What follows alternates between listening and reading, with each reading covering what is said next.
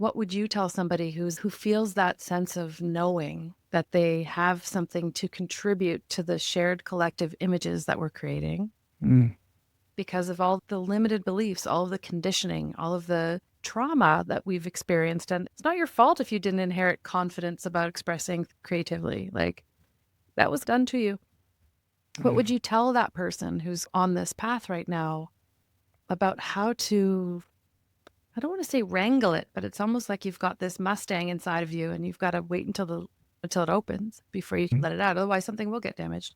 What would you say to people who are listening to this going, yeah, I want to Mm. express more, but Yeah, I've thought about this quite a bit, and definitely quite a bit the last probably year and a half or two. And it's really essential to what I'm writing about in this book that I'm writing. The I found in a roundabout way that the kind of my own ideology of becoming, of evolving, of fully, let's say, realizing the DNA of my soul. I realized at one point a few years ago that this kind of like this personal ideology of always evolving, always becoming was on a deep level, it was fortifying a belief that I wasn't enough as I am.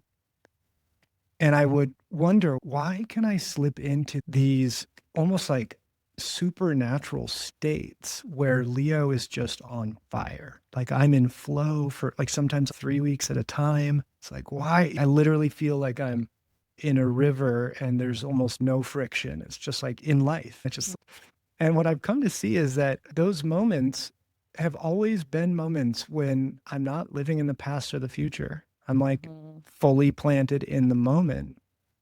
And for the longest time, I'd be like, I'd slip into those states and I'd be like, man, who is this eloquent, intelligent, funny, charismatic, compassionate, deep listening, super intuitive human? Like, what the heck? Why, yeah, like, why am I in hell the rest of yeah. the Yeah. time? Why does he go? Yeah. Yeah. And I came to realize that those are just moments when I'm really plopped with my butt right in the center of the moment.